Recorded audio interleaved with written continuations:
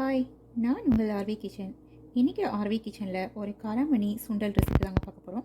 அதுக்கு முதல் நாள் ராத்திரியே பார்த்திங்கன்னா நான் காராமணி எடுத்து ஊற வச்சு வச்சிட்டேன். அதை காலையில் 2 தடவை வாஷ் பண்ணிவிட்டு புது தண்ணி எடுத்து ஊற்றிட்டு ஒரு இப்போ 2 விசில் விட்டு எடுத்துக்கலாம். அதுக்கு கொஞ்சம் 1/2 டேபிள் ஸ்பூன் சால்ட் போட்டுக்கலாங்க. 1/2 டேபிள் ஸ்பூன் சால்ட் போட்டுக்கலாங்க. ஒரு 2 விசில் வரட்டும், அதுக்கப்புறம் பார்க்கலாம்.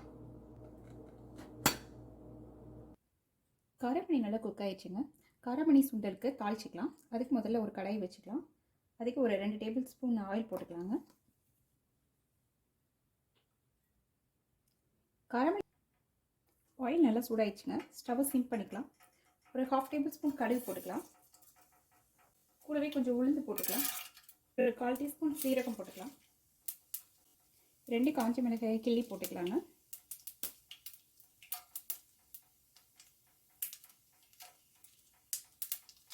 கூடவே கொஞ்சம் பெருங்காயத்தூள் ஆட் பண்ணிக்கலாம். கொஞ்சம் வெங்காயம் ஆட் பண்ணிக்கலாங்க. கூடவே ஒரு சின்ன இஞ்சியை துருவி வச்சுருக்கேன், அதையும் ஆட் பண்ணிக்கலாம். 2 பச்சை மிளகாய் கிள்ளி வச்சுருக்கேங்க, அதையும் ஆட் பண்ணிக்கலாம். கூடவே ஒரு கொத்து கருவேப்பிலை ஆட் பண்ணிக்கலாங்க. இது எல்லாத்தையும் நல்லா மிக்ஸ் பண்ணிக்கலாம். மீடியம் ஃப்ளேம் வச்சுக்கலாங்க. கொஞ்சம் வெங்காயம் நல்லா வதங்கட்டும். இப்போ நம்ம ஆட் பண்ண பார்த்தீங்கன்னா பச்சை மிளகாய், இஞ்சி, வெங்காயம்லாம் நல்லா வதங்கிடுச்சு. இப்போ நம்ம குக் பண்ணி வச்சுருக்க காராமணி ஆட் பண்ணிக்கலாங்க.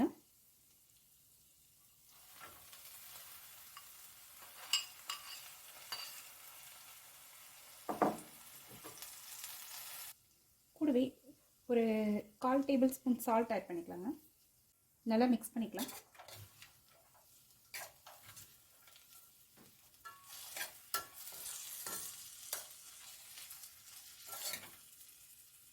ஸ்டவ் ஆஃப் பண்ணிடலாங்க. ஃபைனலாக கொஞ்சம் கொத்தமல்லி ஆட் பண்ணிக்கலாம்.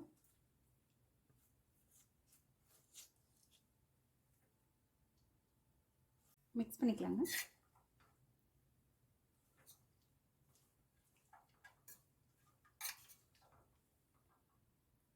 காராமணி சுண்டல் ரெடி ஆயிடுச்சுங்க.